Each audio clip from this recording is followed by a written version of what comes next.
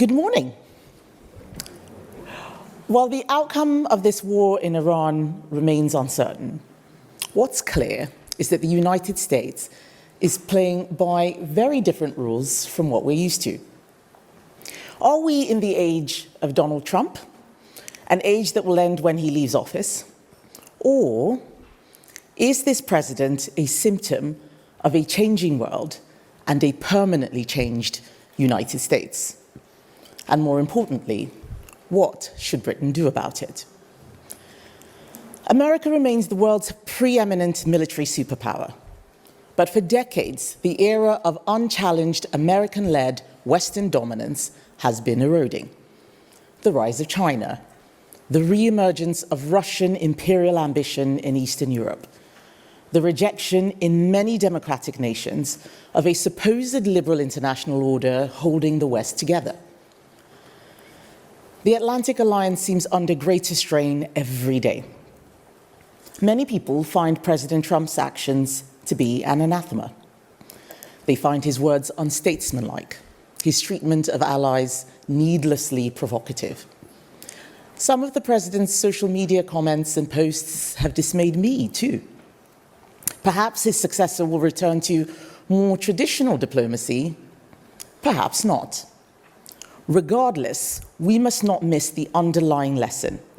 Trump's presidency is not the start, but a continuation of a change in US outlook.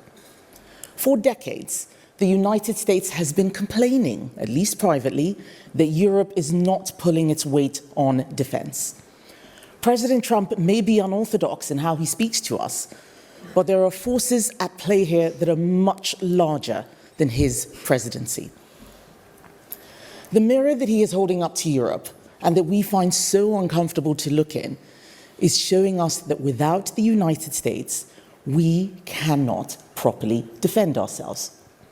At present, European strategic autonomy is a fairy tale.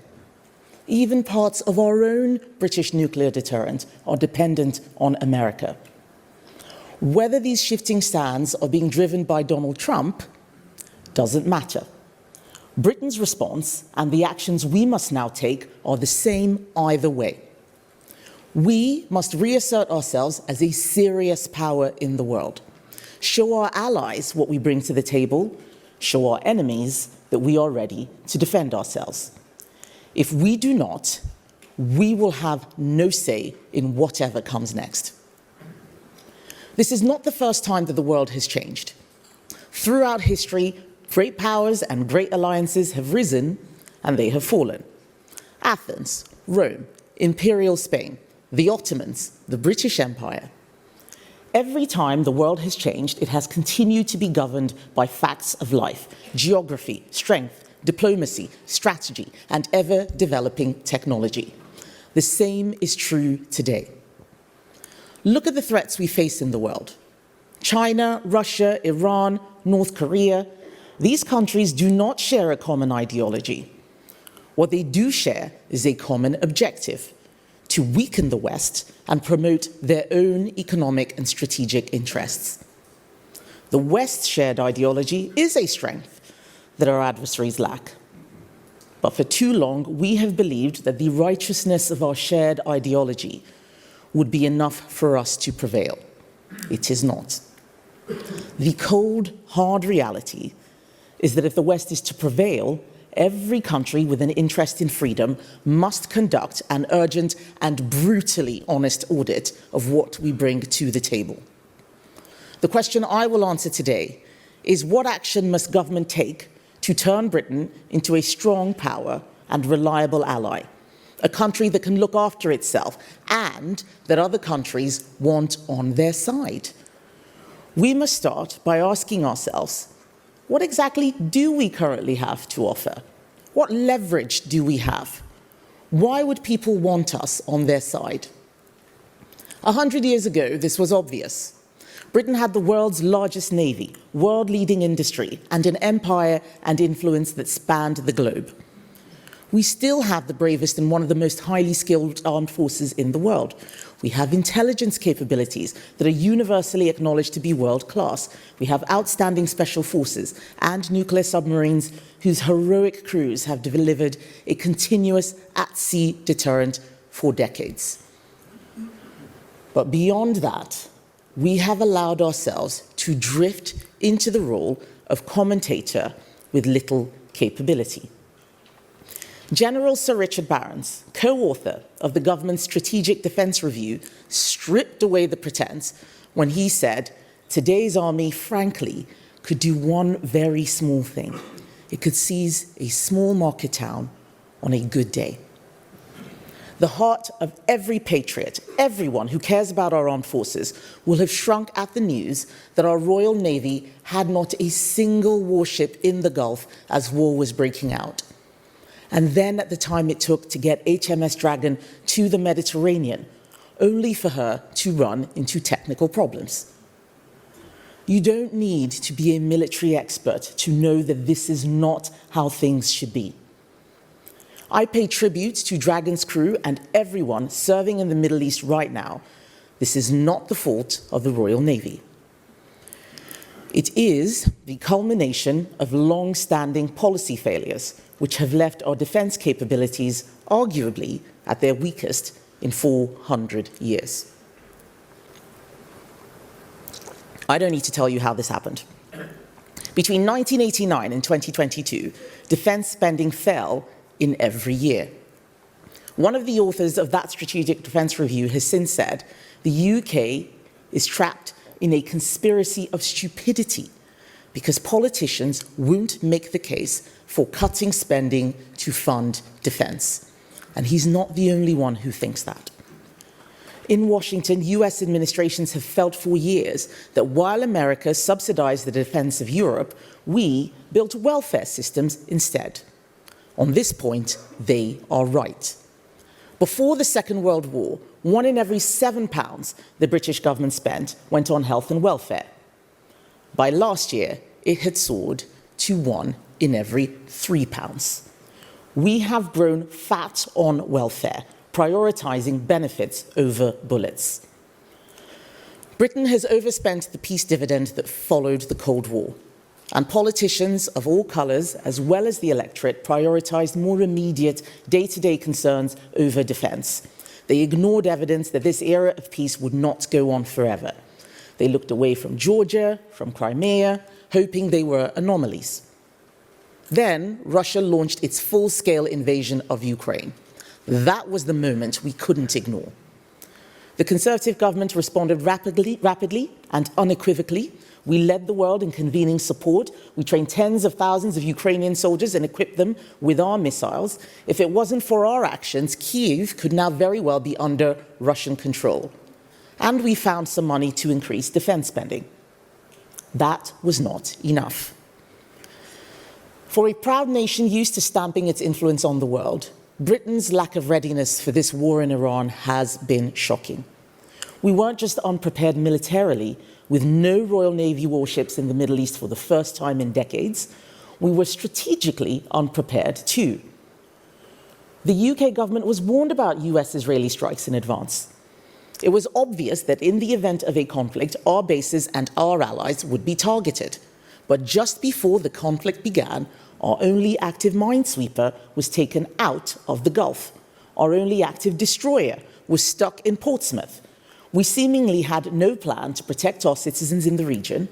Britain looked taken by surprise and woefully unprepared, while our allies in France and in Greece mobilized quickly.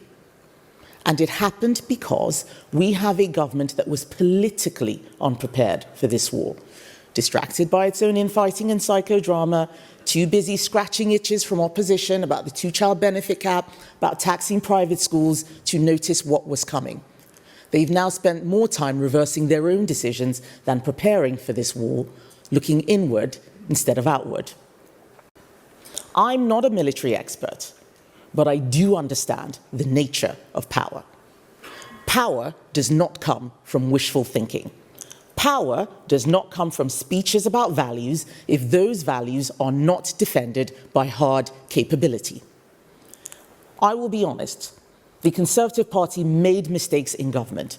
We did not do enough, early enough, to rebuild the resilience and readiness that a more dangerous world required. We are under new management. I will not repeat those mistakes, but we need Labour and other parties to learn those lessons too. The Lib Dems think the answer is more borrowing when we are already spending more on debt interest than we spend on defence. The SNP want us to give up our nuclear weapons. The Greens want us to leave NATO. Nigel Farage is still blaming NATO for the invasion of Ukraine. Reform haven't even bothered to announce who their foreign or defence spokesmen are. Reform plan to spend the billions from restoring the two-child benefit cap, not on defence, but on cheaper beer. This is not serious. The war in the Gulf must act as a wake-up call, not for navel-gazing or finger-pointing about who did what, but for action. Let's start by urgently deploying the resources that we do have to serve our national interest in this conflict. We must show our allies and our enemies that we are willing to get our hands dirty. That doesn't mean that when President Trump says jump, we ask how high. No, it means acting decisively to protect British interests. What message does it send to our allies when we don't defend our own bases from attack? How would bygone captains of the Royal Navy feel if they knew that we were bailed out by the French? Of course, we must be careful how we tread, but sitting on the fence is not a strategy. We must look beyond this conflict in the Middle East and develop the resources we need to respond to this new era of threats. We have a huge amount of work to do to reassert Britain as a power in the world. First and foremost, we must rearm. If our military is strengthened, our hand is strengthened. We must undertake the biggest peacetime program of rearmament in our country's history. To do that, we need the money to pay for it. Keir Starmer claims he wants to spend 3% of GDP on defence. Last year, his government published a strategic defence review explaining why we need it. But here we are, 9 months later, and we still haven't seen the defence investment plan. It was promised last autumn. We're hearing it won't be coming until next autumn. This is a national scandal. Yesterday, the Defence Secretary told you not to worry because we are ready. I'm not here to lie to you. We are not ready. At a time of war in Europe and war in the Middle East, at a time when these conflicts are affecting every family across Britain, at a time when Britain's place in the world is in flux, our government literally does not have a plan.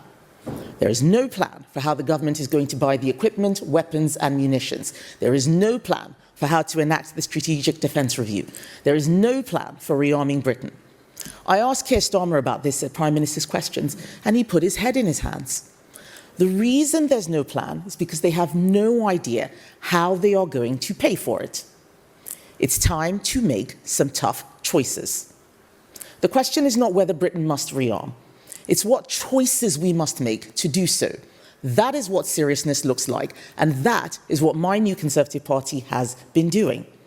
I have announced that the next Conservative government would reinstate that two-child benefit cap, about £3 billion, and spend the money saved on defence.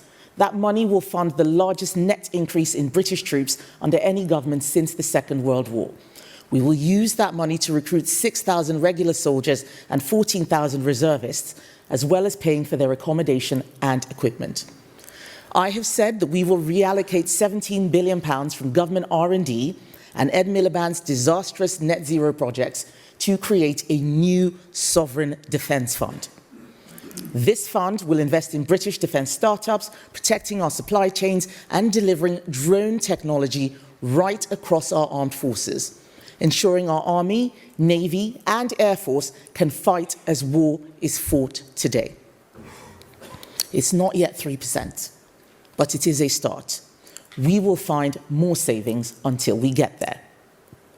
I have chosen my priority, and that is to keep British families safe. This will require tough decisions. But rearming Britain cannot wait until the next Conservative government. So I say to the Prime Minister, let's put party interests aside. Let's find the money to rearm. Let's identify the spending cuts. And if we reach agreement on a joint plan, Conservatives will support those measures in Parliament on a 3-line whip. Some of you may not know, but I didn't start work with a politics background. I trained as an engineer. In engineering, something either works or it doesn't. It's either built or it isn't. There is no hiding behind clever phrases when the bridge collapses or the system fails. Too often in politics, we do the opposite. We treat words as a substitute for action. And that might work for a while in some areas of government. It does not work in defence. Last year at this conference, the Prime Minister said that defence was the central organising principle of his government. Nothing he has done since then has shown that to be true. Our armed forces cannot be strengthened by press releases, and our enemies are not deterred by speeches. They are deterred by ships in the water, jets in the air, munitions in stock, and allies who know we will turn up. So if I have one ambition in this role, it is to drag our politics closer to engineering, to move from mere performance to delivery. Here's what defence, as a central organising principle, looks like. Doing 5 key things. First, building capacity with new equipment, key capabilities, and cutting-edge technology. So we must think carefully about what weapons are most useful to deter aggression against us. Modern warfare is entering an era of mass, cheap, autonomous weaponry. Drones are becoming obsolete after 6 weeks in the field. 6 weeks. Buying kit that takes 10 years to build, but that can be destroyed by a cheap piece of fiberglass, is not a good use of our money. We must gear up for this era of rapid innovation in warfare. That means making sure our military is integrated with the private sector. We have a superb defence industry in this country, some of the most strategically valuable companies in the world. We have world-leading AI and quantum sectors, which will play a huge role in the next generation of weaponry. Britain is well placed to do smart rearmament. Our economy stands to gain tens of billions if we get it right. Second, supporting our defence industry with better regulation and nimble procurement. Britain has a proud military history. Naturally, we have sought state-of-the-art capability in every area of combat. But we must face the reality that defence procurement has taken too long, and costs have not been controlled. The war in Ukraine shows us the folly of this. If we want to turbocharge our defence industry, we must first remove the structural barriers that are currently blocking investment, and government needs to dismantle the red tape holding companies back. Ukrainians want to build drones in the UK. They need gigafactories pumping out millions of drones. But drone manufacturers are struggling to get bank accounts because of absurd ESG regulations. It can take 6 months to get permission to test drones in the UK. Britain cannot slow the world down. We must speed up to meet its pace. Last month, I visited MSubs, a small defence company in Devon, who are developing cutting-edge maritime drones. But they are having to test their drones abroad because our regulations won't let them test beyond the breakwater. How are we supposed to deliver the Navy of the future if our defence companies can't test their own drones in the open seas? Third, prioritising cheap energy. How can our defence industry compete when it pays 4 times more for electricity than American businesses? Britain is especially vulnerable to energy price shocks because we are not treating our energy security like the national emergency it is.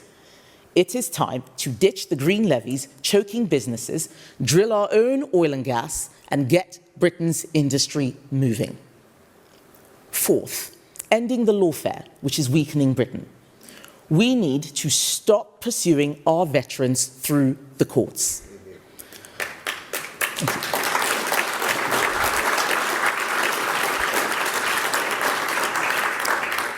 Of course, our soldiers should fight within the law. But the reality of war is that split-second decisions determine life and death. Pursuing people through the courts decades later, as Labour is doing with its Troubles legislation, is not only morally wrong, it limits our ability to recruit and retain people in the military, particularly our special forces.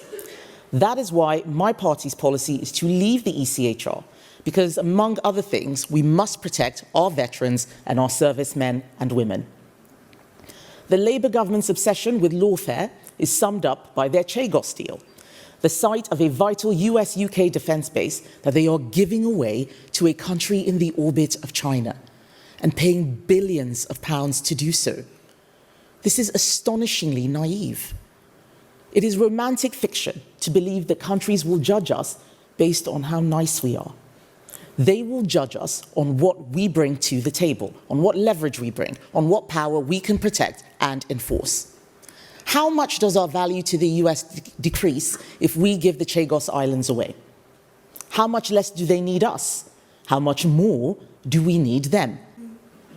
So I welcome the news that the Chagos surrender may finally be on the dust heap where it belongs. This latest U-turn simply underscores yet again the value of Conservatives in opposition fighting for what we believe in until the government changes its mind. And fifth in this strategy, not only must Britain offer something to its allies, we must be ready to stand up for ourselves if that's what it comes to. Look at Poland. They understand the threat on their doorstep. They have orders in place for up to 1,500 tanks by 2030. Britain has fewer than a tenth of that in operation. The Poles know what they believe in, and they are ready to defend it. No doubt they feel stronger as part of an alliance, but they can also defend themselves if they must. Look at Finland, who can mobilize 285,000 fully trained and equipped troops in a matter of days. Both countries show that this goes beyond funding. You also need political will. That's what defense as a central organizing principle in government looks like. That's what's missing, and that's why we are not ready. Finally, Britain must find the line between loyalty to our allies and strategic independence.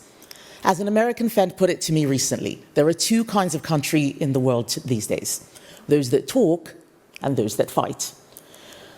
President Trump is right to question whether Europe is ready to face the threats of our age. He is right to question what we bring to our alliance with the United States. But he was wrong to insult Britain's army and navy. He was wrong to denigrate our brave servicemen and women who served in Afghanistan. And he was wrong to make childish remarks about the Prime Minister. I am Keir Starmer's biggest critic. But close allies should disagree in private. The West needs to present a united front. Idle threats about Canada and Greenland do not serve our interests. They directly benefit our enemies. The more we squabble about Greenland, the less we focus on Ukraine and Taiwan. And our enemies are delighted every time Western bonds weaken. They are using every lever they can pull to accelerate it, weaponizing social media, funding illegal immigration, disrupting trade. Make no mistake, the geopolitical objective of the Chinese Communist Party, its dependence in the Kremlin, Islamist militants and anti-Western dictatorships is to isolate, then surround and eventually defeat the United States. America is right to hold a mirror up to our end of the bargain, but it is wrong to think that it can beat this threat with an isolationist America First approach. American self-interest requires engagement, not isolation. So we must reset our relations with the United States. Whether we like it or not, Europe cannot easily fend for herself without a strong alliance with Washington. Only the Conservative Party is speaking honestly about the threat we face, and only the Conservative Party is beginning to set out what readiness will require. This should be a moment of huge concern, but I also think it's a moment of hope. Because realism is not pessimism. Realism is the beginning of serious action. Realism is how nations survive. The world is moving too fast to wait until the next election. We need to force the government to confront reality now. Britain has the strengths that matter: outstanding servicemen and women, brilliant intelligence, world-class universities, a powerful defense sector, leading-edge technology, and the freedom to act if we choose to use it. So this is not a message of despair. It is a call to seriousness, a call to rebuild, a call to be ready. The countries that thrive in this century will not be the ones with the best speeches. They will be the ones with the clearest eyes, the strongest nerves, and the hard power to defend what they value. That is what readiness requires, and that is the work I want us to begin now.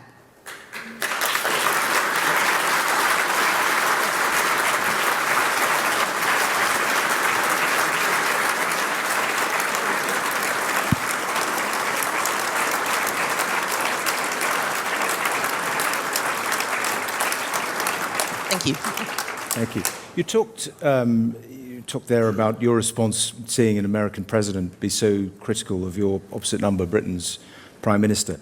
I mean, what's your sense? Do you think that this shift in the US is permanent? I mean, it's obviously contingent on the next presidential election, but what does your gut political instinct tell you? So my instinct comes from my experience. I was Trade Secretary between 2022 and 2024, and I didn't find the US particularly friendly under President Biden. I actually found it quite hostile on trade. So this has been a long time coming.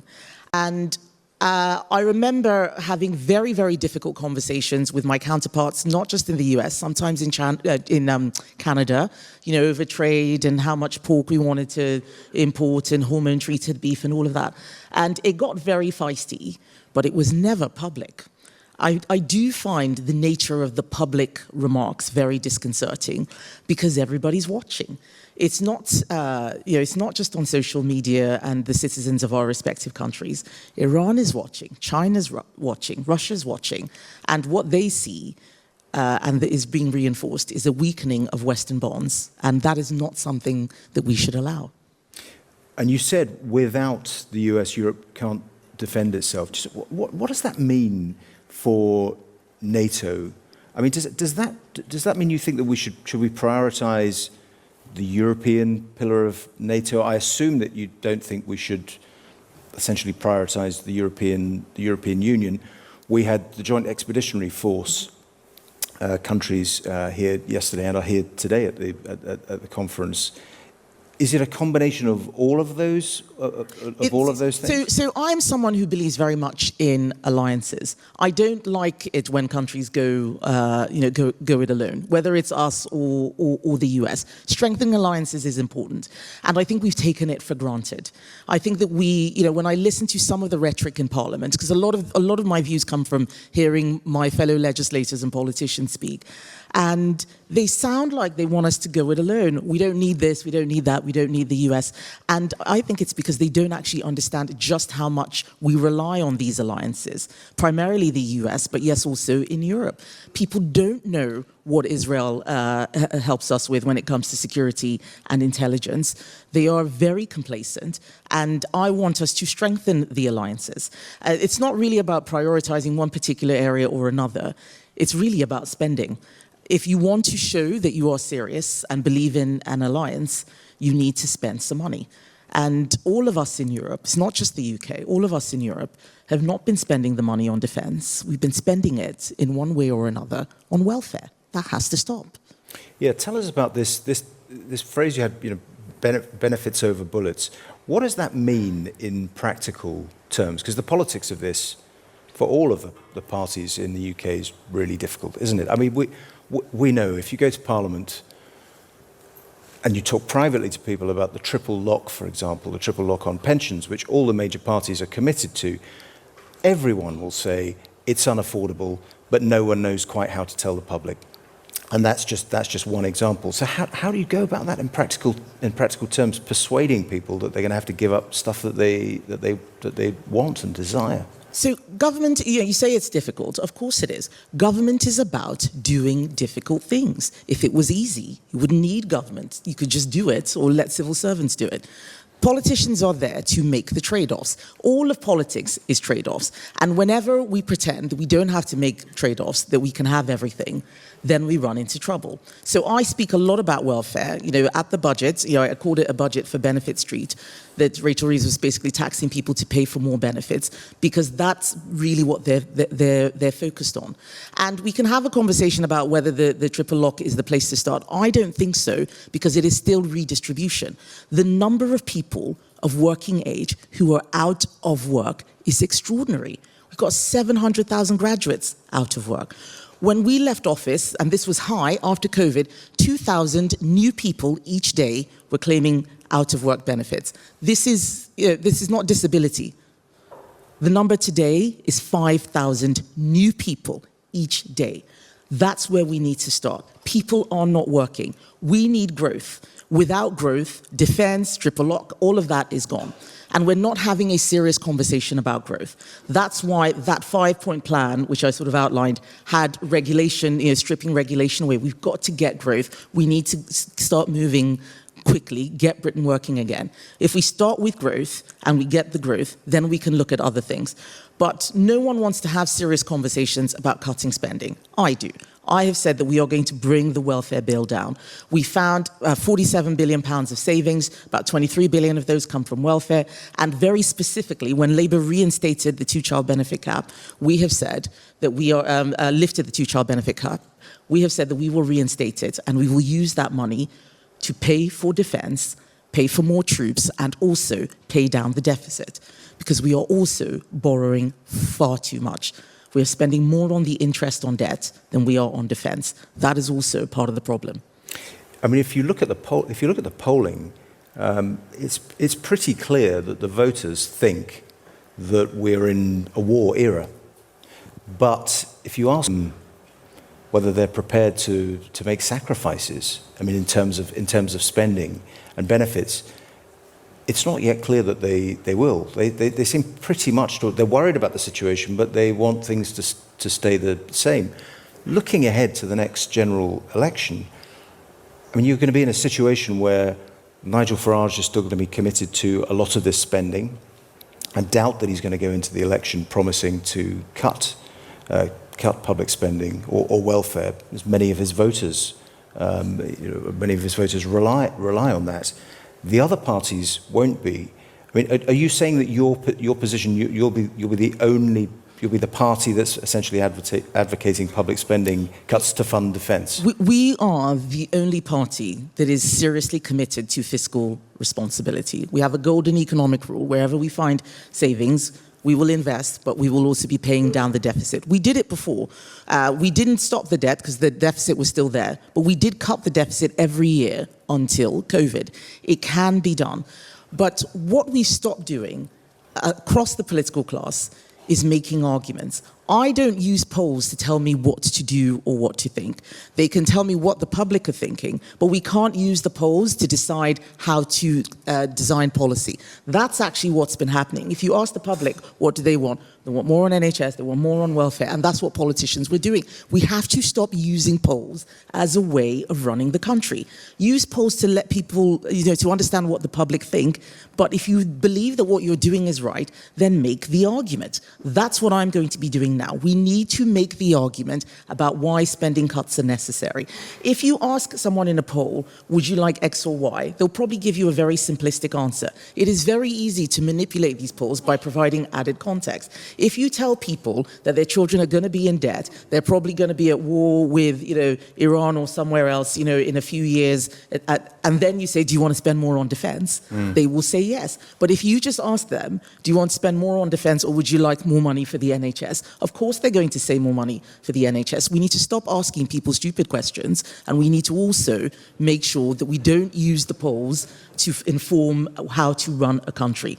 That's what the government is elected to do. You set out your stall in advance and you use your time before government to think very clearly about what it is you want to do.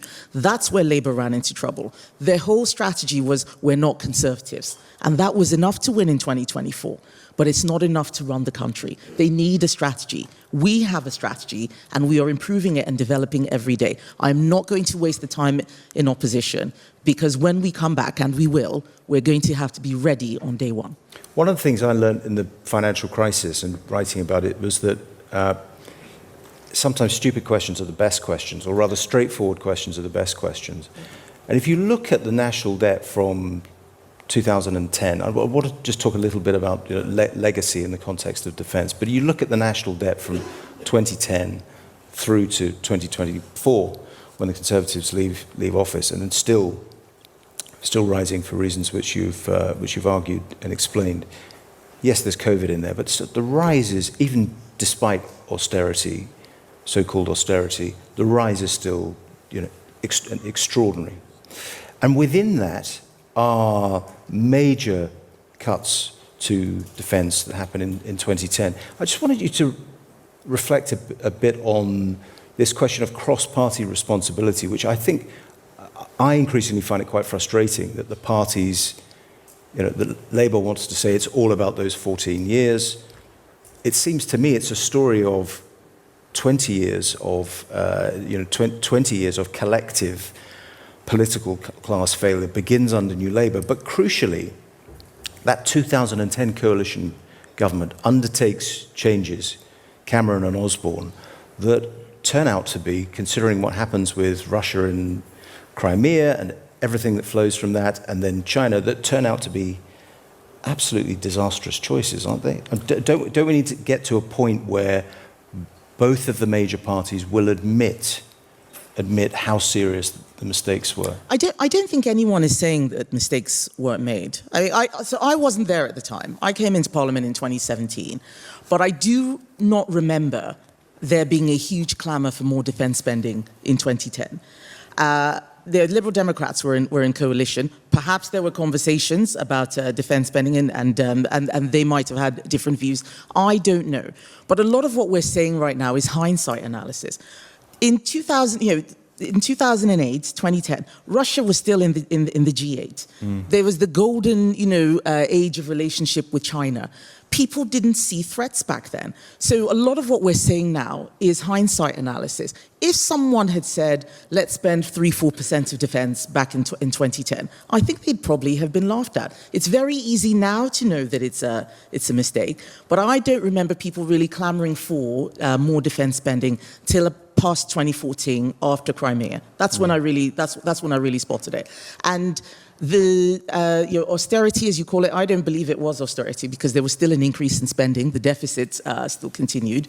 Was something that was spread pretty much in every department outside the NHS and I think some parts of education or the school's budget. And that's what people wanted. So I don't think that us ruminating over, well, should we have spent more or who made that mistake back then, I don't think it helps it. No one here has a time machine that's going to fix that. We all know the situation today. The real question is, what are we going to do now? And every second spent on, well, it was you who did this and it was you who do that, is a second that is being spent not discussing what the strategy today needs to be. So I'm very happy for commentators to carry out that conversation. What worries me is when the government spends its time saying, oh, but you didn't spend money on defense, when at that time they were asking us to spend more on welfare. They were asking us to spend more on the NHS. The idea that things would be in a better place if Conservatives hadn't been there, I think, is for the birds. A lot of mistakes were made, and there will be books written about that, but it's not too late for us to start rectifying that. That's what the speech is about. What do we do for the future? You said you'd support the government on rearmament measures. I mean, how far would you go? I mean, that was, in parliamentary terms, an olive branch, because to do what you're suggesting would require the Prime Minister on the defence investment plan and other changes potentially to be at odds with his own party. Are you saying that you're prepared to work cross-party in Parliament to get more spending on defence? Yes, we have to. We have to. There were far too many unserious people in Parliament, and this is the most left-wing Parliament we've ever had. It's basically just us. There's 115 Conservatives, nominally 8 people in Reform, but they don't want to cut spending really either. And then it's everybody else on the other side: SNP, Greens, Lib Dems, Labour. There's about 500 people who are very, very much on the left, and he's going to need to have serious conversations with his party And I know he won't get all that support, so I'm offering support. It's not the first time I've done so, by the way. We've done this on welfare, offering to fund spending cuts, but he doesn't really have the political will. And I think, given everything that's happened over the last 6 months to a year, he's becoming more and more a hostage to his backbenchers, not really in control. And the fact of the matter is, most of those people came to Parliament to spend more money. They didn't come to Parliament to cut. And so it's just not in their DNA. They don't want to do it. They don't like it. And we, to be perfectly honest, need you guys, all of you in the audience, making this case as well. It can't just be me and Conservative MPs. Too much of the conversation is happening in the political space. It needs to happen everywhere, across business, across industry, everywhere. It cannot just be in Parliament, because as long as it's happening in Parliament, the public aren't hearing the arguments, and then they will keep asking for more spending. We'll see. Kemi, thank you so much for joining us. Thank you.